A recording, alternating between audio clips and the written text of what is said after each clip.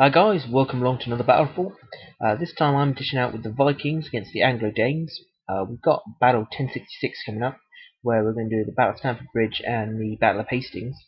So I'm quickly trying to learn how to use the Vikings and the Normans over the next couple of weeks.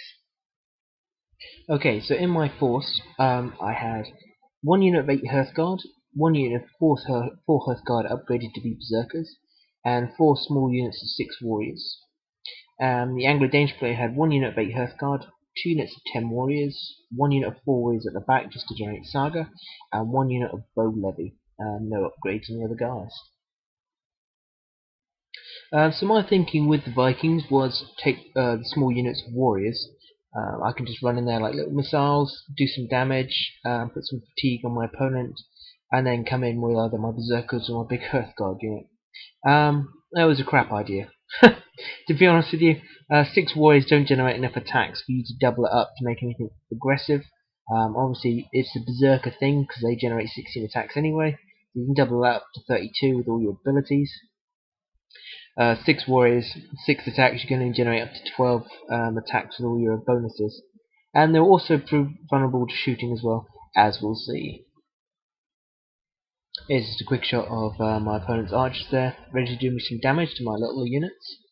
In the background is a little 4-man unit of warriors, just in case you didn't spot them. They're, let's say, just there to grab generated SAGA dice. On my side of the board, as I didn't know where the archers were, I ended up screening my berserkers in behind my warriors, and I did the same with my Hearthguard as well, just to keep them safe from any shooting. When these guys go in, they should do plenty of damage. If anyone wants to come at them and charge the warriors, I'm happy with that. They can kill off the warriors. Vikings can remove fatigue pretty easily, so the fatigue that the units behind them would get for the the unit being destroyed wouldn't really affect me in my turn.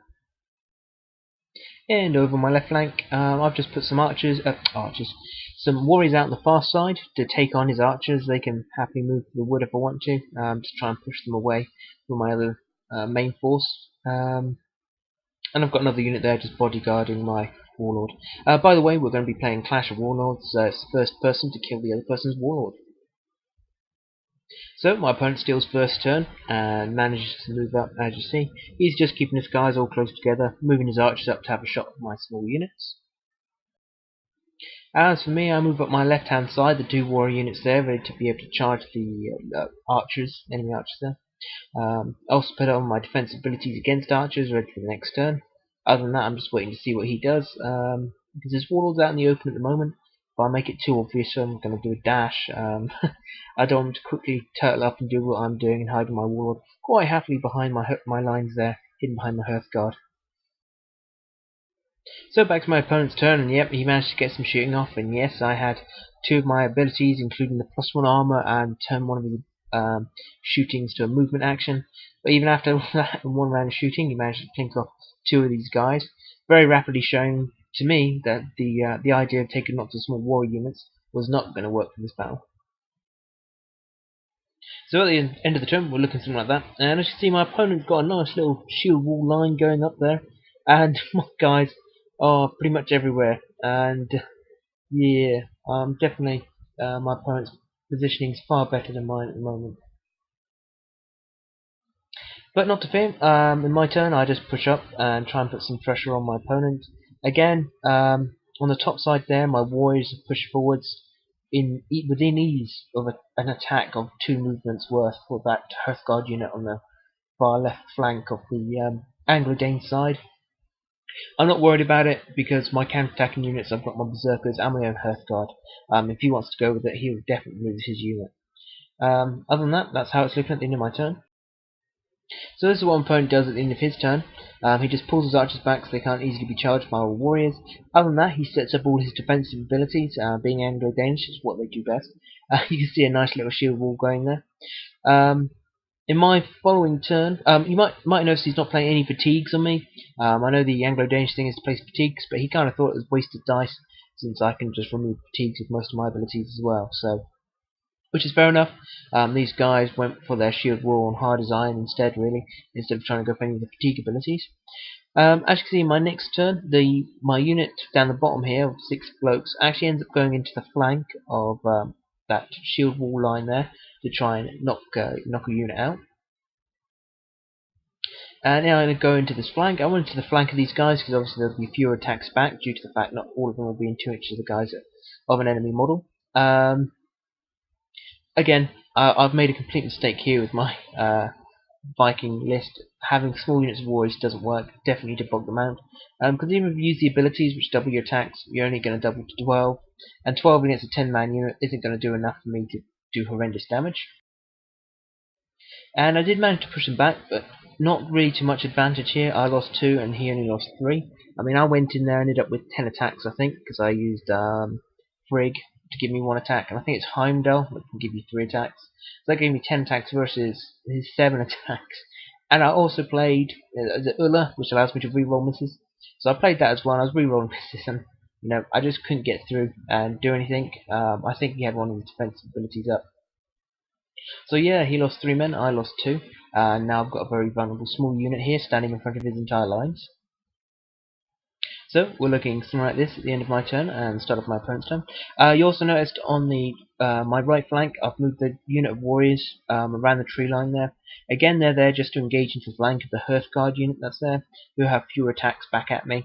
I'm not going to win it, and I'm not going to take damage too well on a 6-man unit. But if I can get some fatigue on them, I'll be quite happy, because then I'll send my berserkers in to try and finish them off. It's a cool little shot I did of my opponent's guys there, all forming up into a nice little shield wall. Hearthguard in the distance there. So he didn't go for my little bait warrior unit. Yeah, it was a bit too obvious. So he came over here and finished off the unit which I had sent in. So yeah, he blitzed me there, and I don't think I did any damage to him. And so, as you can see, this is the end of his turn and the beginning of mine.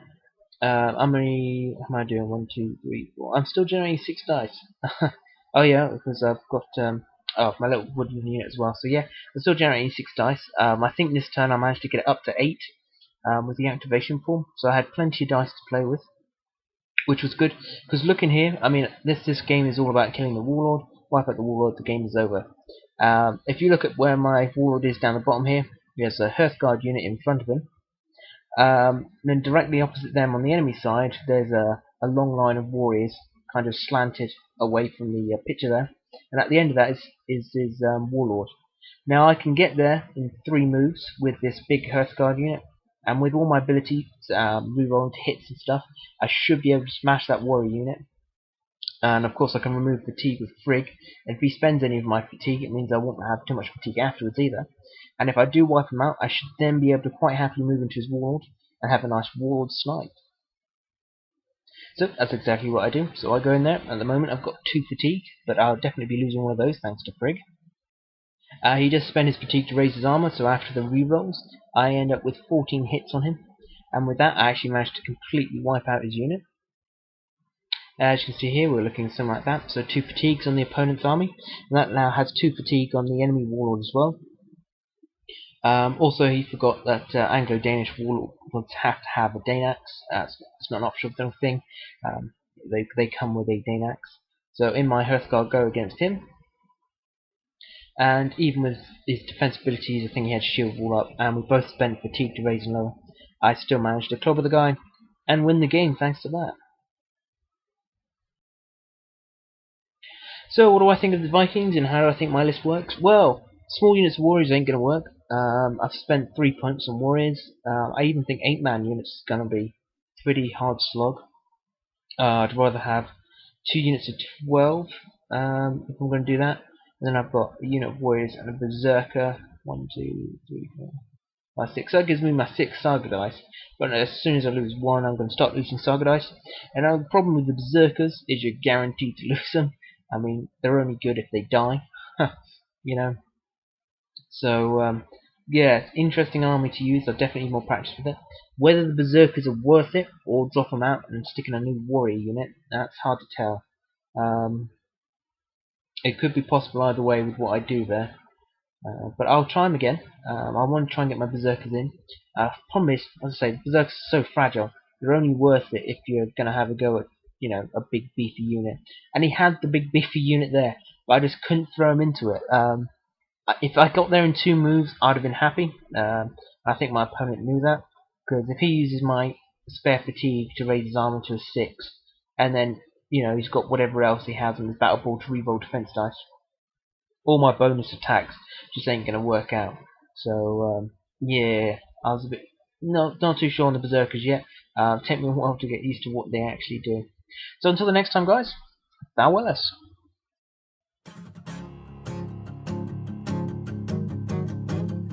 Hey guys, I'm starting to get some of the prizes ready for the next giveaway.